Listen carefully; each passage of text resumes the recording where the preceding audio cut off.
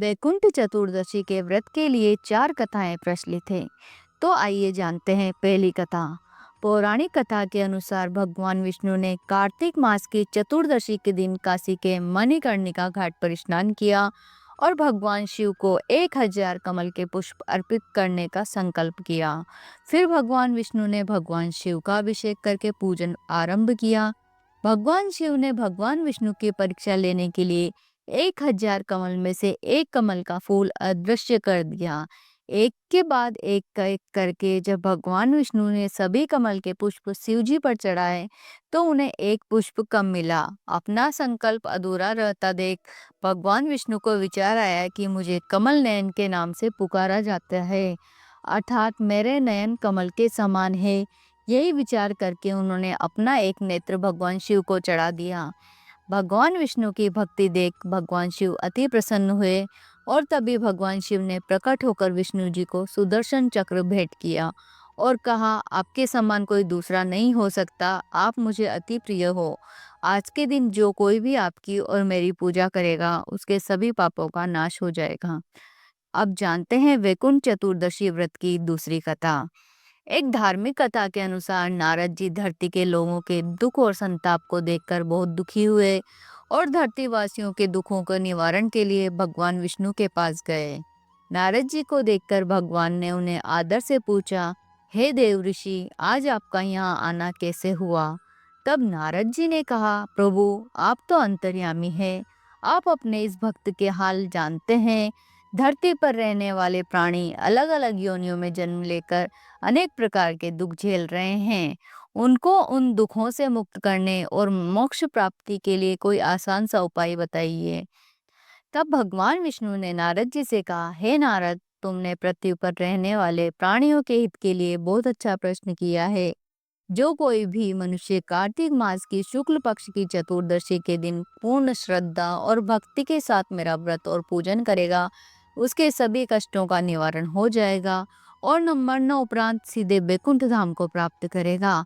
साथ ही कार्तिक मास की शुक्ल पक्ष की चतुर्दशी के दिन जो कोई भी मृत्यु को प्राप्त होगा उसे भी वैकुंठ की प्राप्ति होगी।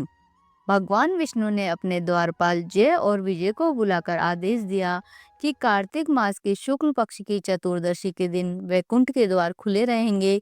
इस दिन प्राण त्यागने वाले को भी वैकुंठ धाम प्राप्त होगा। तभी से कार्तिक मास की शुक्ल पक्ष की चतुर्दशी को वैकुंठ चतुर्दशी के नाम से पुकारा जाने लगा। अब जानते हैं वैकुंठ चतुर्दशी व्रत की तीसरी कथा।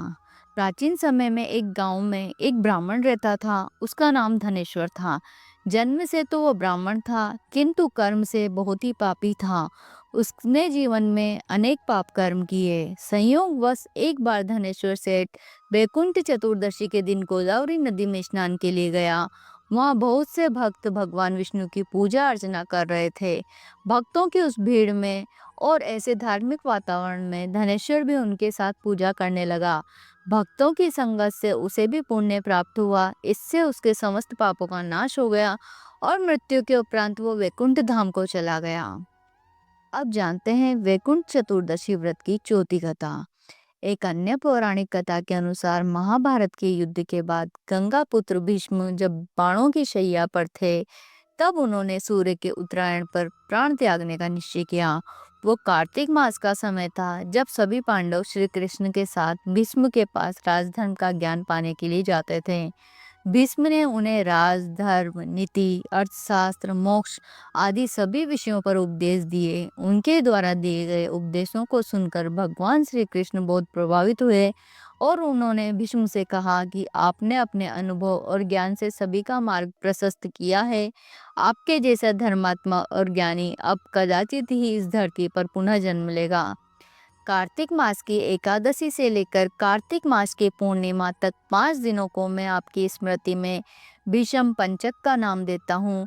जो भी भीष्म पंचक का व्रत करेगा उसके सभी पाप नष्ट हो जाएंगे। वो संसार के समस्त सुखों का उपभोग करके मरणोपरांत मोक्ष को प्राप्त होगा। तो ये नष्ट हो जाएंगे। वो संसार के समस्त सुखों का उपभोग करके मरणोपरांत मोक्ष को प्राप्त होगा। तो ये थी वैकुंठ चतुर्दशी की कथा पूजन। यदि कथा अच्छी लगी हो तो वीडियो को लाइक करें, शेयर करें और हमारे चैनल धर्म और कहानी को सब्सक्राइब जरूर करें। जय श्री कृष्ण।